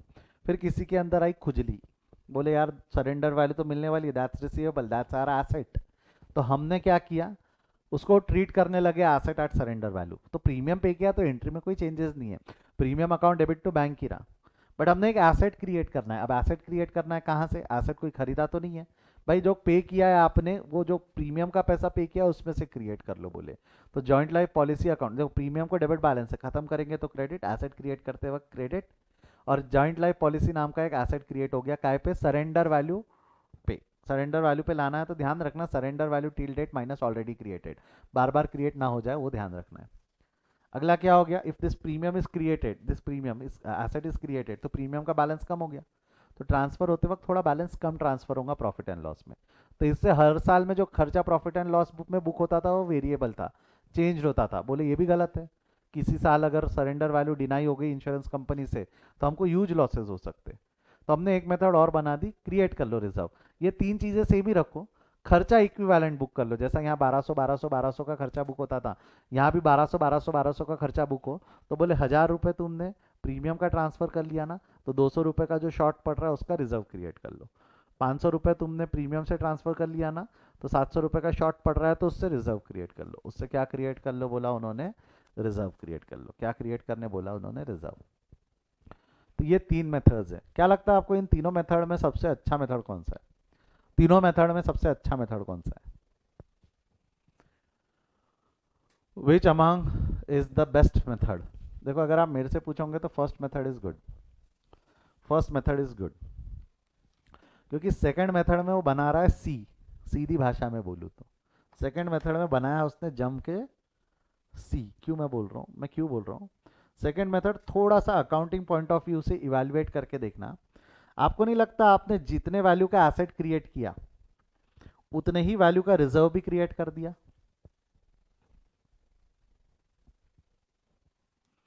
जितने वैल्यू का एसेट क्रिएट हो रहा है उतने ही वैल्यू का रिजर्व भी क्रिएट हो रहा है, यस और नो? जितने वैल्यू का एसेट क्रिएट होगा उतने ही वैल्यू का रिजर्व क्रिएट होगा। तो जितने वैल्यू का एसेट क्रिएट होगा, जितने वैल्यू उतने ही वैल्यू का रिजर्व क्रिएट होगा, तो बैलेंस शीट की पोजीशन क्या दिखेंगी? आपको नहीं लगता बैलेंस शीट में यहाँ जॉइंट लाइफ पॉलिसी करके एक आइटम दिखेगा एसेट साइड में, लाइबिलिटी साइड में एक आइटम दिखेगा जॉइंट लाइफ पॉलिसी रिजर्व। ये दोनों अकाउंट आपस में खत्म हो जाएंगे, क्योंकि एक को डेबिट बैलेंस है एक को क्रेडिट बैलेंस है। या एसेट मतलब रिसीवेबल है, हाँ रिसीवेबल मतलब वो फायदा तो तू पहले ही बुक कर चुका है ना उसका। तो ये एसेट और ये लाइबिलिटी मिला के बैलेंस नलीफाई हो जाएगा उसका, हाँ या ना? थर्ड मेथड में सिर्फ बुक्स में दिखने को लिख, अगर मैं बोलूँ कि प्रेजेंटेशन के हिसाब से दिखाना है कि भाई मेरी पॉलिसी कितने की है तो वो ठीक है थर्ड मेथड, बट देखा जाए तो practically first method is better, first method is better practical life में। थर्ड मेथड में है क्या, हवा है, थर्ड मेथड में सिर्फ हवा क्रिएट कर दी हो आपने। चलिए जो भी है जो भी है, इसका स्क्रीनशॉट अभी लेना, चलो ले लो, चलो एक काम करो ले लो, ये मिटा दूँ अभी इसकी, कोई किसी को कोई डाउट है तो पूछ लो। क्या है, एक बार मैंने मिटा दिया सारी चीज़ें तो डाउट पूछ नहीं पाऊंगे ना, दिक्कत होंगी मेरे को समझाने में। कोई डाउट है तो पूछ लो, नहीं तो चैट में नो डाउट लिख दो। कोई डाउट है तो पूछ लो, नहीं तो चैट में नो डाउट लिख दो बेटा। Do you guys have any doubt? Do you guys have any doubt? No doubt, no doubt. तो एक काम करो, ये एक चार्ट का ना स्क्रीनशॉट ले लो।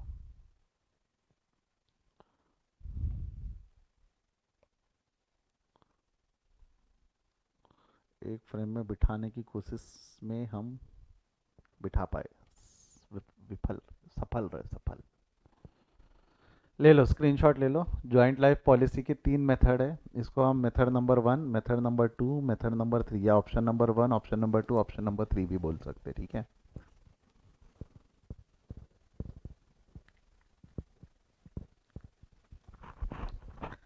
डन, डन डना डन। चलो इसके कुछ क्वेश्चंस भी मैंने बना रखे हैं, देखते हैं क्या क्वेश्चंस है, कैसे क्वेश्चंस है।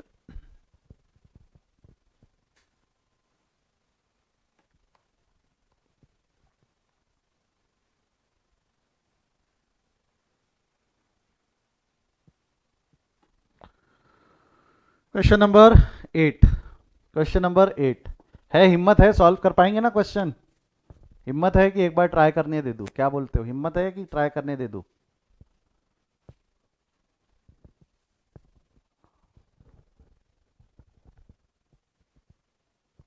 ट्राई करने दूँ? ठीक है, दे दूंगा, मैं समझा देता हूँ क्या लिखा हुआ है. Red, white and black shared a profit and losses in the ratio 5:3:2. They took out a joint life policy in 2011 for 50,000. Joint life policy, एक मिनट मेरे को बताओ, ये 50,000 रुपये पॉलिसी का अमाउंट है. एंट्री पास करते वक्त पॉलिसी का अमाउंट कोई काम आता क्या? अब तक के पॉलिसी का अमाउंट कहीं भी काम आया क्या? ये जितनी एंट्री लिखा मैंने यहाँ, कहीं भी पॉलिसी के अमाउंट को इज्जत दी क्या अब तक? पॉलिसी के अमाउंट को इज्जत मैच्योरिटी पे मिलती है, जो मैं अभी नेक्स्ट क्लास में पढ़ाऊंगा, अभी नहीं. मैच्योरिटी पे ना, या तो कोई पार्टनर मर गया या रिटायर हो गया तो क्या, मैच्योरिटी पे. अब premium of ₹3,000 being paid annually on 10th जून. तो ये प्रीमियम इंपॉर्टेंट है, ये काम का है हमारे. 3,000 रुपए का प्रीमियम भाई, हर साल 3,000 रुपए का प्रीमियम पे होगा. The surrender value of the policy on 31st December of the various year was as follow. अलग अलग साल की सरेंडर वैल्यू दी हुई है. देखो, पहले साल की नील है, सेकेंड ईयर की 900 है, थर्ड ईयर की 2000 है, एंड फोर्थ ईयर की 3,600 है. ब्लैक रिटायर्ड ऑन 15 अप्रैल 2015. ये अभी हमारे काम का नहीं है, क्योंकि ये मैंने अभी तक आपको पढ़ाया नहीं कि रिटायरमेंट पे क्या करना है. रिटायरमेंट पे क्या करना है अभी फिलहाल हमारे काम का नहीं है. हमको सिर्फ ये 4 साल की अकाउंटिंग करनी है. और उसमें भी क्या बोला हुआ है, लेजर अकाउंट बनाने बोला हुआ है. क्या क्या लेजर, क्या बनाने बोला हुआ है, लेजर अकाउंट. मेरे को बताओ केस 1 क्या है. Assuming that no life policy account is maintain. No life policy account is maintain. तो केस 1 आपको क्या लगता है, 2 अकाउंट बनेंगे, जेएलपी प्रीमियम अकाउंट और प्रॉफिट एंड लॉस अकाउंट. यहाँ जो अकाउंट बनेगा, एक बन जाएगा जेएलपी प्रीमियम अकाउंट और एक प्रॉफिट एंड लॉस अकाउंट. ठीक है, जेएलपी प्रीमियम अकाउंट और profit and loss account. Case 2, joint life policy account is maintain at it surrender value. तो यहाँ पे ये एक मिनट, ये लिखो जेएलपी प्रीमियम. तो यहाँ पे JLP premium plus profit and loss account plus एक जेएलपी अकाउंट और बन जाएगा. और यहाँ पे क्या है, maintain and surrender value and joint life policy reserve account is maintain. तो यहाँ पे क्या बन जाएगा, जेएलपी रिजर्व एक अकाउंट और बन जाएगा. जेएलपी रिजर्व अकाउंट एक बन जाएगा. यहाँ 2 अकाउंट बनेंगे, यहाँ 3 अकाउंट बनेंगे और यहाँ 4 अकाउंट बनेंगे. यहाँ 2 अकाउंट, यहाँ 3 अकाउंट और यहाँ 4 अकाउंट. एक बार ट्राई करके आओ. मेरे को उम्मीद बहुत कम है कि आप शायद कर पाओगे, बट क्या है, अभी इतना मैंने कंसेप्ट पढ़ाया है तो मैं अभी आपको आज ब्रेक दे रहा हूँ. एक बार खुद से ट्राई करके आओ. इसका डिस्कशन हम नेक्स्ट क्लास में करेंगे. साथ ही साथ में मैच्योरिटी पे क्या होता है, कोई पार्टनर मर गया, कोई पार्टनर जैसा रिटायर हो गया, तो एंट्रीज क्या होती है वो भी मैं नेक्स्ट क्लास में सिखाऊंगा. एटलीस्ट अभी खर्चा कैसे बुक होता है ये तो हम देख सकते हैं, ये तो हम सॉल्व कर सकते हैं. तो ये अभी आप सॉल्व करेंगे, ये आप लोगों के लिए होमवर्क है. ट्राई करके आइए. If you want to take the screenshot you can take the screenshot. Come on, take the screenshot. इसमें जो चेंजेस करने हैं, रुको तो एक्चुअल में चेंजेस कर देता हूँ ना, उसके ले लो.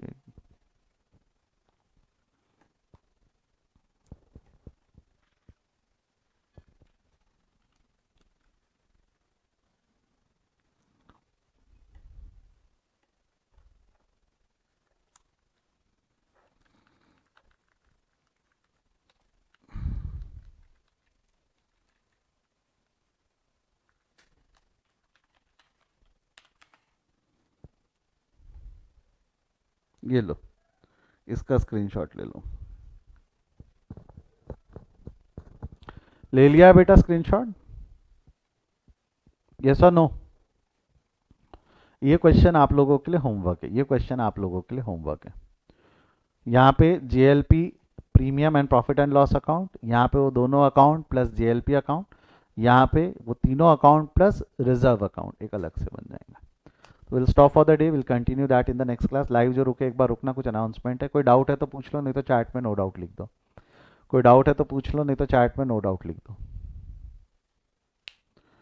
No doubt. चले, bye bye, see you, take care.